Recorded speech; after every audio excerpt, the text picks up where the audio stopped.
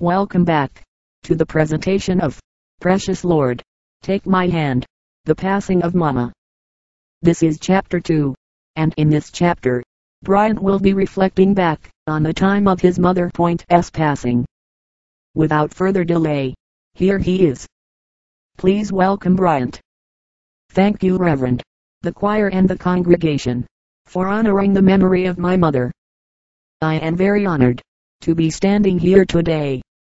Whenever I get the opportunity to think or talk about my mother, the feeling is always great. 20 years ago, when my mother passed away, I was only 19 years old. To have experienced the pain, suffering, and eventually passing away, I didn't think my mother deserved it at all. Often, I've been told that God works in mysterious way. For many years, prior to her death, my mama was silently ailing from cancer of the uterus. Only if you knew that she was sick.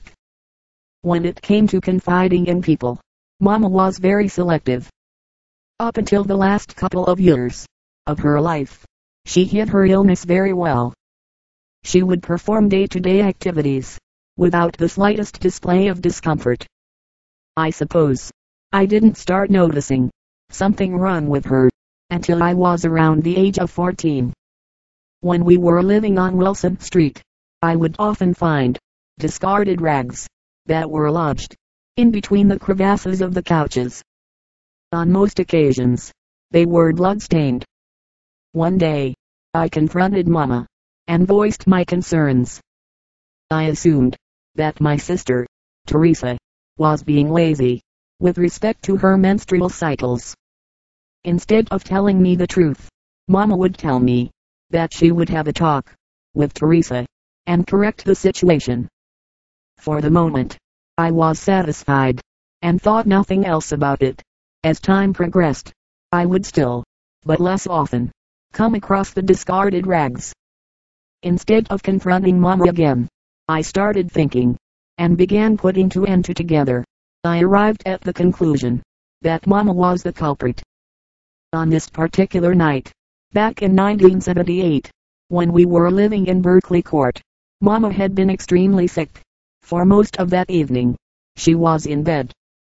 Around 8 o'clock that night, Mama called out to me and some of my siblings. She told us to call the neighborhood doctor, who happened to be Dr. Ernal Holland. We did as she commanded. After explaining the situation to Dr. Ernal, she suggested that Mama come in right away to see her. Too weak to walk, my brother, Clarence and I assisted Mama downstairs.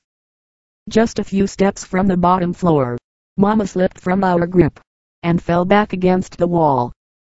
The fall must have triggered something, because Mama asked us to hurry her to the downstairs bathroom.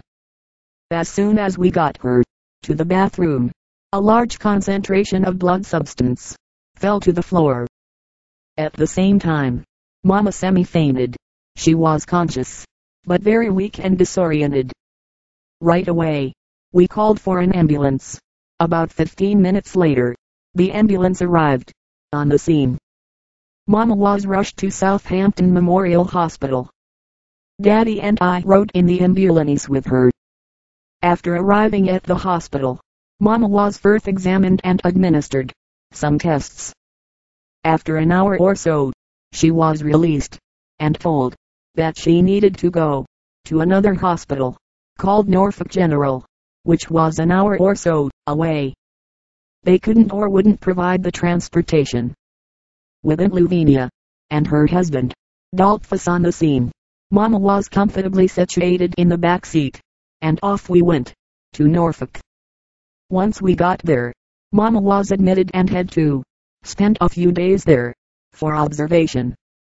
To the best of me knowledge, this was the start of the decline in Mama health. For the following months to come, Mama began losing hair, weight, vision, and her memory.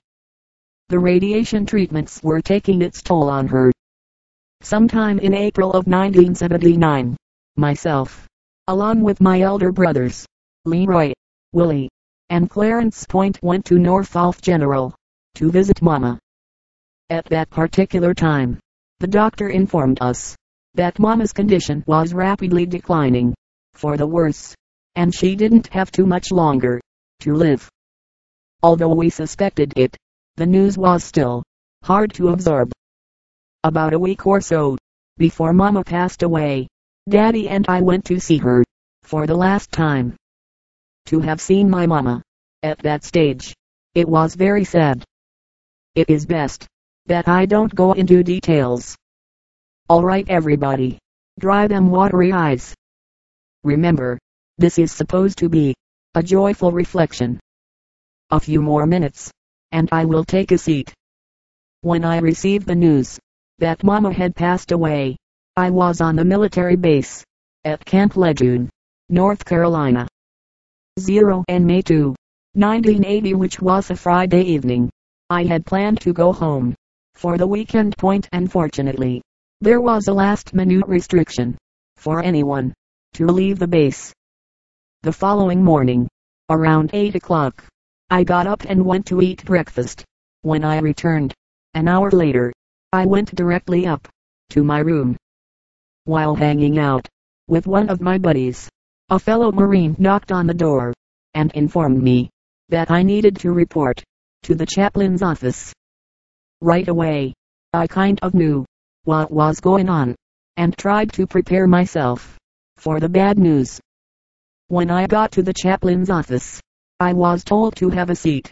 At that point, the chaplain expressed his condolences, and then he told me that Mama had passed away the night before. For about 20 seconds, I maintained my composure quite well. Suddenly, my eyes began to fill with water. I didn't cry long, because I was all cried out from preparing for this day. After regaining my composure, I was given an advance in pay and granted a few days leave of absence. While on the trailway bus back home, I had the chance to readjust my emotions and to make myself stronger for my younger brothers and sisters. After being on the bus for about 7 hours, I finally arrived at the bus depot in Franklin, Virginia. Since it was night time, there were no cabs running.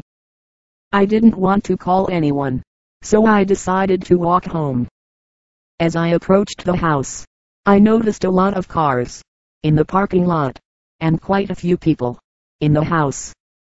Slightly upset from the rejoicing that was taking place, I quickly made my presence known, and then I went looking for my brothers and sisters.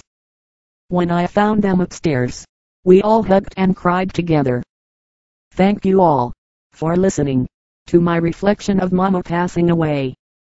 Brother Bryant, thank you for that strong deliverance. Have you ever considered becoming a man of the cloth? No, I haven't. My wife thinks I'm damaged goods. What a pity. Before I bring up the next speaker, I would like to say a few words. Brother Bryant, for the record, God does work in mysterious ways. Sometimes it might not seem right in His way of working, but there's a reason for everything He does. At this moment, I want everyone to bow their heads. There's a prayer I want to lay on you. As a matter of fact, when you get a chance, open your Bible to page 26 and read it for yourself. It is called the prayer, Dear Lord. The next person to come up will be Brother Leroy. Charlie interrupting. What a reflection. At this point, I will conclude chapter 2 and commence with chapter 3. Brother Leroy will start off chapter 3. I see you in the next chapter. Peace out.